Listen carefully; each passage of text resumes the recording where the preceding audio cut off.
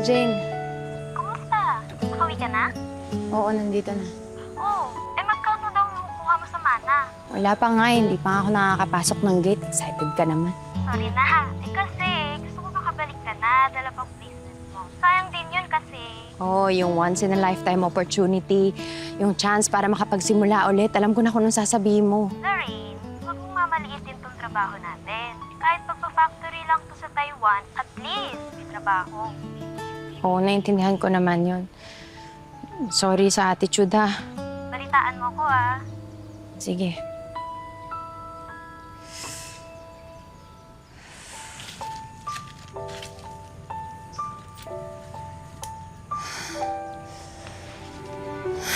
Buti nandito pa to. Kung papaano mo kami Anak iniwan, naman. ganun mo pa rin kami babalikan. Mama? Naalala ko, mahilig ka noon sa scavenger hunt, di ba? Dati yun, Ma. Hindi na ngayon.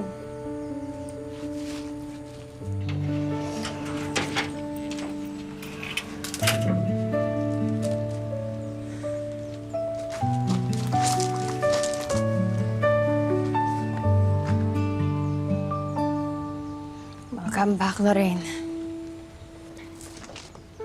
Ate? Ate Ring-Ring! Bumalik ka na, Ate Ring-Ring! Julie, Di si pa ka Mama na natitira? Wala na si Mama.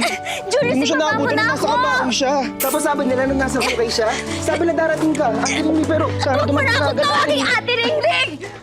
Sorry, ate. Tulungan na kita sa bag mo, ate. Hindi na ako na. Ako na, ate. Okay lang. Huwag ka na makulit, Julius.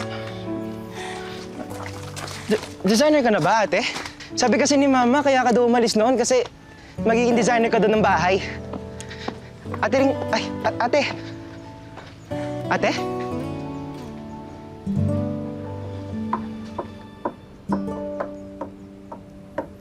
Julius, tigilan mo nga yan. Masakit sa ulo. Buti bumalik ka, ate. Pagkagandahin na ulit natin tong resort ni Mama. Hi, Mr. Romana. Hi, Kuya Attorney! Hi, Julius. Hindi ko na patatagalin pa. I am Attorney Nicolas Armada, or you can call me Nick. And ako yung naatasan ni Mrs. Josephine Romana ng mga siwa dun sa mga naiwan niya. And as you might already know, today, babasahin ko yung last will na ginawa niya at tinanda niya bago siya mamatay. Teka, kaya niya ba magbasa? Ha? Wala naman siyang intellectual disability. Socially inept lang naman si Julius. Okay, proceed tayo. I, Josephine Pantua Romana, a resident of Sariaya, Quezon, Philippines, being of sound and disposing mind and memory and not acting under any duress or undue influence, do hereby make, publish, and declare this document to be my last will and testament, revoking any and all prior wills and codicils made by me. I nominate and appoint Attorney Nicolas Armada as the executor of this, my last will and Teka, testament. sandali. Ano ibig sabihin nito? Bakit ganito yung nakasulat dito? Totoo ba to? Bakit wala akong makakuha? Wala pa tayo dyan, pero sige. I give and bequeath the following specific properties to my adopted son, Julius Romana, the Doña Romana Resort, the house on 156 Carnation, the... Bakit walang iniwan sa akin? Okay, sige. Jump tayo to my eldest daughter, Lorraine Rose Romana. I will leave none except for... Hindi, imposible walang iiwan sa akin si Mama. Kasi ako yung totoo niyang anak. Ampon lang yan si Julius. Teka lang, may except pa. Except for this envelope. May envelope ka naman.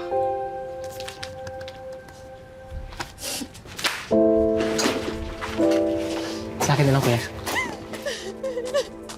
Mama, lumabas ka. Magpakita ka sa akin ngayon. Bakit wala ka man lang iniwan sa akin kahit magkano? Dahil ba biggest disappointment mo ko? Ha? Kaya pinaparusahan mo ako hanggang sa kabilang buhay. Mama. Miss Lorraine! I think may misunderstanding dito eh. Anong misunderstanding? Naiintindihan ko, gets ko, kahit hindi ako nakapagtapos ng college kagaya mo, naiintindihan ko hindi ako bobo. Wala naman nagsasabing bobo ka, okay? Nag-aaksaya lang ako ng oras dito eh. Pwede bang ipa-reimburse ko muna sa yung pamasahe ko? Okay, Miss Lorraine, bigyan mo muna ng chance yung mama mo. May reason siya kung bakit niya ginagawa lahat to. So please, basahin mo muna to. Pa kasi to. Paano to? Anong gagawin ko dito? Wala na nga siyang iniwan sa akin. Dami niya pang utos. Okay, Miss Lorraine, trust the process. Mrs. Romana informed me na kapag daw nakumpleto mo na yung list na yan, tsaka palang pwedeng ibigay yung pamana mo. Sinabi niya yun? Oo, hindi mo muna kasi pinatapos yung will eh. Ito pala, pinabibigay din. Basahin mo lang pag mag-isa ka na lang. Okay?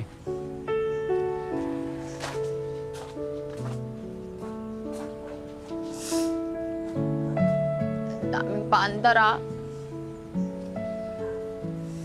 Lorraine? Para sa mana, para sa placement fee, at para sa panibagong buhay.